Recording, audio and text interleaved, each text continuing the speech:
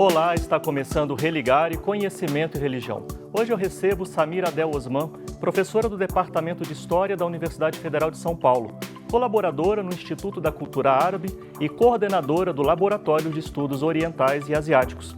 O tema do Religare de hoje é a presença muçulmana no Brasil. Seja bem-vinda, Samira. Como vai, Flávia? Muito obrigada pelo convite. Será um prazer essa conversa. Sim, um prazer recebê-la aqui. Descubra o mundo da cultura religiosa com o Religare Conhecimento e Religião. Estamos no YouTube e em todas as principais plataformas de podcast, incluindo o Spotify. Para encontrar nosso conteúdo mais facilmente, use o termo de busca @Religare Conhecimento e Religião, tudo junto e sem acento. Isso levará você diretamente para os nossos canais. Mas não pare por aí. Inscreva-se em nossos canais para receber atualizações sobre nossas últimas entrevistas. Acompanhe nossos episódios, curta o que você achar interessante e, o mais importante, compartilhe o nosso conteúdo. Ajude-nos a construir uma comunidade de pessoas conectadas pelo Religare Conhecimento e Religião, onde a curiosidade encontra sabedoria. Samira, para falar da presença muçulmana no Brasil, nós podemos falar desde quando, né? Desde quando há registro da presença muçulmana aqui no país? Bom, Flávia, a primeira coisa que a gente precisa identificar quando a gente fala em muçulmanos é entender a diversidade étnica do grupo. Sei. Então, se a gente disser aos muçulmanos hoje, obviamente a gente vai ligar à imigração árabe, né? Até porque a religião muçulmana é uma religião primordialmente ou inicialmente árabe. Mas a gente tem registros, claro, da presença da imigração de muçulmanos no Brasil, juntamente com o processo da escravidão, né? Então, a presença dos negros muçulmanos, né, que foram escravizados, trazidos para o Brasil, já marca essa primeira presença deste grupo. Obviamente, pela repressão, pela escravização e assim por diante, essa presença ela foi, vamos dizer assim, diluída, né? Não vou dizer que não existe mais resquícios, né? Isso há professores, há investigadores que trabalham com essa temática, mas com certeza ela não se preservou, né? Da forma como a gente pensa na prática religiosa. Por outro lado, a gente pode falar que a partir do século XX, né? Do início do século XX, aproximadamente na década de 1920, começam a vir para o Brasil, pela questão da imigração, os muçulmanos, vamos chamar aqui agora os primeiros muçulmanos árabes, né, vindos dessa região dominada pelo Império Turco Otomano, que seriam o Líbano, a Síria e a Palestina. Né? Então, a gente tem então essa presença muçulmana neste momento. E, claro, se a gente considerar que é um fluxo contínuo, né, a gente vai ter já nos anos 2000 uma vinda de muçulmanos não árabes, né, de países tanto africanos quanto asiáticos, né? Então, nós temos ali uma presença muito grande, por exemplo, hoje em São Paulo, de muçulmanos, africanos, né, de Moçambique, da Nigéria, né? Então, há grupos diferentes. E pessoas vindo, por exemplo, das regiões de Bangladesh, do Paquistão, né? Então, é muito diversificado quando a gente fala da presença muçulmana no Brasil, ainda que numericamente pouco restrita. Quando a gente fala da presença, eu queria falar também da influência em setores como a educação, a cultura, a economia ou até mesmo na política. É possível mapear e reconhecer esse tipo de presença e de influência?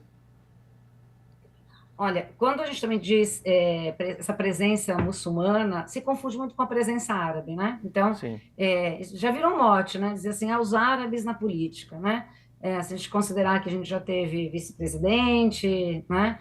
Se a gente considerar que tem ministro, né, de origem árabe, mas se confunde, né, de que eles sejam muçulmanos. Não são muçulmanos. Essa leva migratória muçulmana árabe, ela ocorreu mais, vamos dizer, um fluxo maior a partir da década de 1950, 1960, e até na década de 70, por conta da guerra civil no Líbano. Então, vamos chamar assim, uma migração muito recente, né?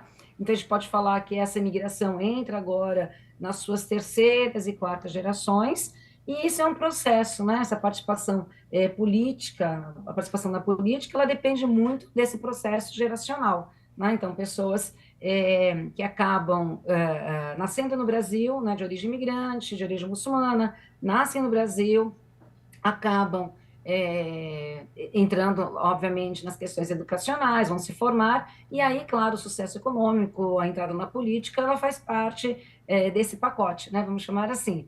Mas a gente já tem, sim, uma presença, né, importante no setor judiciário, na medicina, na educação, né? Então é importante a gente demarcar isso, mas pensando muito mais na questão do processo migratório, né? À medida que esse processo migratório se consolida e as questões geracionais, né, vão aumentando no país, é natural, né, vamos chamar assim, que as pessoas acabem, né, se inserindo na política, na economia, nas questões culturais, né? Sim, Então talvez essa presença seja um pouquinho mais evidente, sim. né?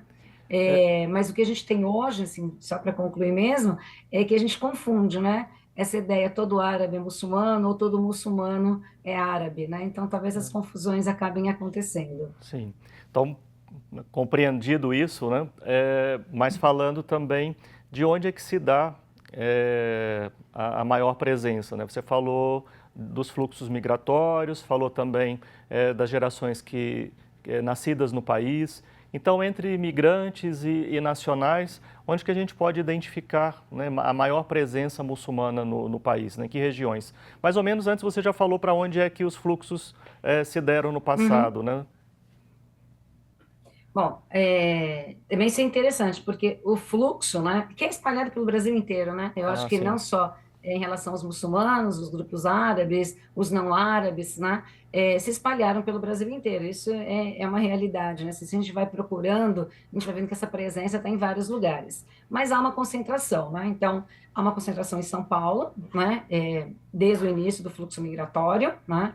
E considerando isso tanto os cristãos como os muçulmanos que chegam mais tarde vão escolher São Paulo, não, pela questão de São Paulo, né, o estado mais rico e assim por diante, as oportunidades, mas porque os fluxos migratórios, ele tem aquela questão de cadeia, né? Quem chega primeiro puxa o outro, né, que vai chegar em seguida, é um fator de atração.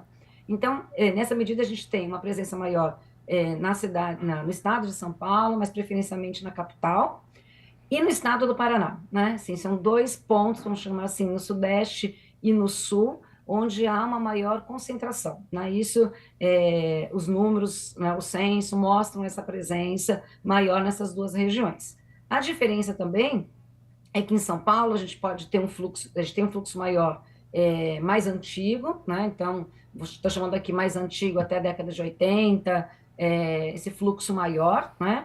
Enquanto que na região sul, sobretudo Paraná, esse fluxo ele se mantém como mais recente. Então, essa imigração vinda de países não árabes, asiáticos, que são muçulmanos, né? Então, daí essa diferença. E claro, também a região de Foz do Iguaçu, dentro, né? Então, do Paraná, Foz do Iguaçu é uma presença muito grande de muçulmanos. E aí tem um fator importante, que é a questão da fronteira, né, da tríplice fronteira, né, e essa inserção no comércio. Então, claro, né, essa presença acaba se fixando mais num lugar, né, ainda que também dispersa em outros lugares. Então, basicamente, a gente pode falar que é São Paulo e Paraná. Mas a região centro-oeste também tem uma presença muito importante, né? Mais para o sul do país, a região do Chuí tem uma presença importante também, né? Então, a gente pode falar em grandes concentrações, concentrações menores e uma diluição também pelo Brasil.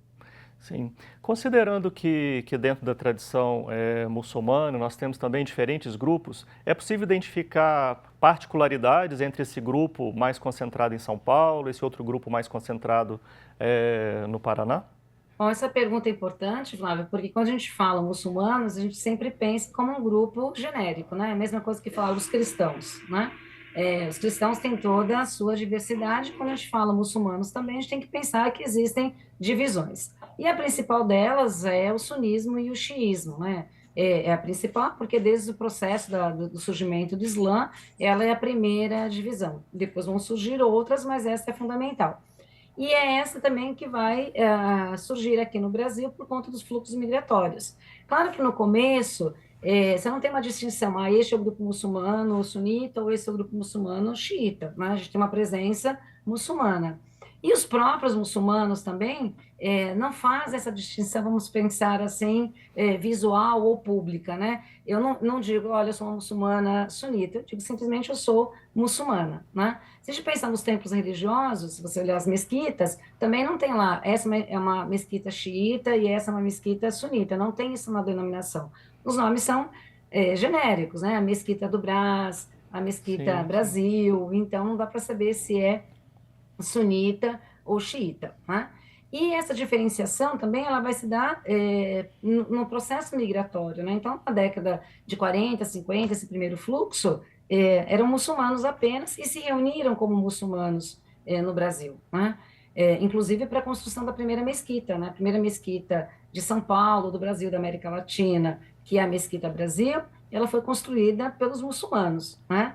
Mas, à medida que esse fluxo vai aumentando, além da necessidade de construir mesquitas em outros lugares da cidade, né, do país mesmo, a gente vai percebendo essa diferenciação. Então, a chegada do grupo xiita mais para a década de 80, década de 90, também faz com que esse grupo se organize e acabe criando as suas instituições específicas, né? Ou seja, uma mesquita que congregue os xiitas, né? E aí as demais Sim, também vão tendo essa característica, né? Congregar mais os muçulmanos sunitas. E ótimo. aí eu sempre gosto de fazer uma brincadeira, né? Porque isso vale para as mesquitas. Mas, por exemplo, para os cemitérios, a gente não tem um cemitério muçulmano, islâmico, sunita ou xiita. Então, na hora de morrer, todo mundo morre e vai para o mesmo lugar, né? Samira, considerando essa diversidade, né, você tematizou assim os dois grupos majoritários. O que a gente pode falar assim com relação a essa presença de desafios com relação à adaptação, né, às práticas culturais, alimentação, práticas religiosas? O que nós podemos destacar sobre isso? Eu acho que é importante demarcar que essas pessoas, sobretudo no início do processo migratório, quando vieram para o Brasil, eram jovens. E quando eu digo jovens, eram pessoas que tinham lá 16, 17 anos, 18 no máximo, né? Então a gente está falando assim de criança. Hoje a gente vai chamar de adolescente, né? Nessa época a gente podia falar que eram adultos, né? Porque podiam atravessar o mar para chegar ao Brasil. Mas o que é importante? Que essas pessoas aprenderam e se tornaram, vamos dizer assim, muçulmanos junto com o processo migratório, né? Se a gente pensar, né, uma pessoa de 15, 16 anos, né, que sai do seu país, imigra sem a sua família, em alguns casos, né, e chega num país que é majoritariamente cristão e católico, né? Então, é uma necessidade, inclusive, de manter essas tradições. E a gente tem, claro, relatos de pessoas que vão se converter ao cristianismo, sobretudo entre os primeiros imigrantes, porque não encontraram essa comunidade, não encontraram formas de professar a sua fé. Mas, na medida que esse fluxo vai aumentando, que essa comunidade se organiza, essas pessoas também vão procurando se associar culturalmente, mas também religiosamente, né? Eu falei sobre a primeira mesquita do Brasil, em São Paulo. A ideia da mesquita ela surge com a formação da Sociedade Beneficente Muçulmana já em 1929, ainda que a pedra fundamental tenha sido só na década de 40 e a construção da mesquita lá pela década de 60, finalizada lá na década de 70. Então, obviamente, isso é um fator, né, que ajuda a criar vínculos entre essa comunidade, né? Outra questão também importante, eu falei também sobre a questão dos cemitérios, né? Porque a prática de sepultamento também é diferente em cada religião, né? E quando não havia cemitério, né, as pessoas morriam e tinham que ser enterradas, obviamente, no lugar possível, né? Então, nos cemitérios municipais, nos cemitérios católicos, e faziam a prática, né, de sepultamento muito mais simbólica do que, né, com todas as práticas. Então, à medida que a comunidade se consolida, que há mais grupos migratórios, né, mais pessoas se juntando a esse grupo migratório, então, obviamente, que essas questões vão sendo aprimoradas. Você comentou sobre a alimentação, né? A alimentação muçulmana, ela também tem as suas regras, né? Que é chamada alimentação halal, ou seja, o permitido, o lícito, que tem regras, né? Para o abate de aves e assim por diante. Então, isso não tem no princípio da imigração, né? E isso não é um problema no sentido da religião, no sentido, bom, então as pessoas não vão comer, né? porque não vão enterrar seus mortos porque não tem cemitério, né? Vão deixar de fazer suas práticas porque não tem as mesquitas, porque a questão da religião é justamente que ela não pode ser um empecilho para a pessoa, né? Então as pessoas vão se adaptar a essa realidade. Então, se você não tem, você vai viver daquela forma num país que não é muçulmano. Mas, claro, a consolidação da imigração permite, né, a formação de um mercado halal, que hoje é muito forte, não só para atender a comunidade, mas, sobretudo, para exportação. Né? Então, o Brasil é um grande fornecedor de produtos halal para os países muçulmanos, né, de modo geral. Né? As mesquitas hoje, da primeira mesquita, né, só em São Paulo, a gente tem 35 mesquitas, né? No Paraná chega a quase isso também. Tem mesquita no Brasil inteiro hoje, né? E se não são mesquitas, no sentido amplo do termo, há salas de oração, né? Eu acho que eu devia ter comentado com você, né, logo no início, mas as razões desse movimento, né? Você falou do primeiro movimento com a questão da escravização, Uhum. mas no século XX, quais foram as motivações, né? O que levou as pessoas a virem para o Brasil?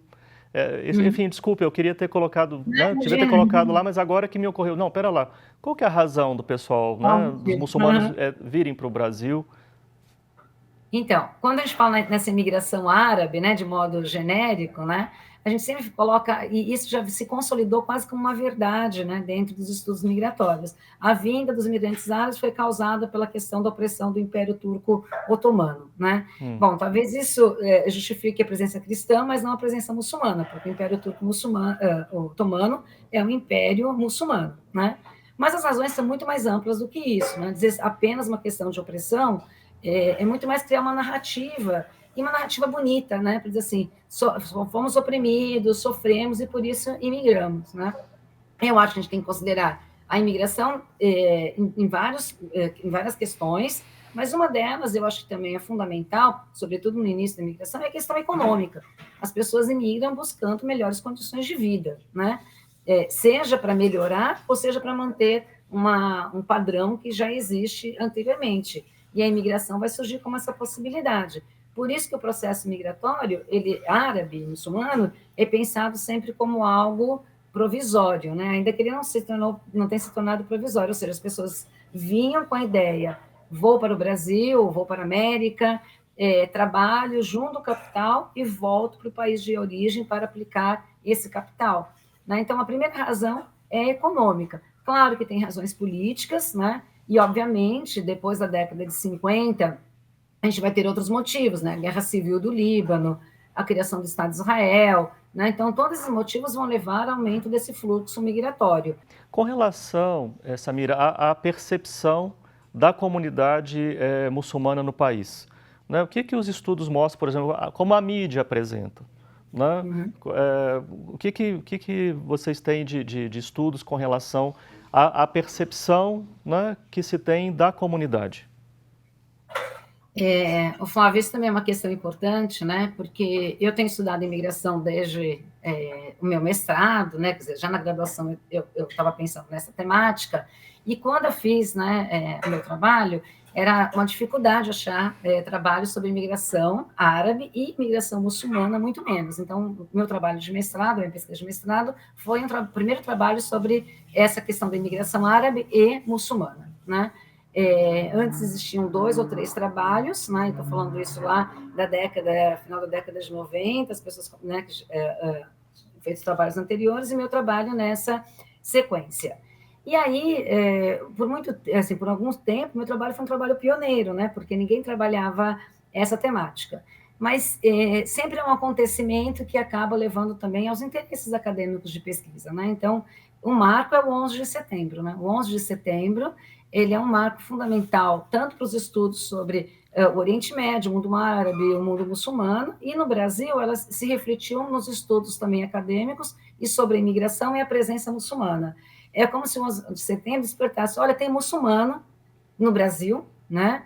E esses muçulmanos não são terroristas, esses muçulmanos vivem aqui com a gente, é o nosso vizinho, é o dono da lojinha, né? Estão aqui nos nossos bairros, na nossa vida cotidiana. E esses trabalhos foram importantes, né? Porque trouxeram essa visibilidade para um grupo que não era visível, né?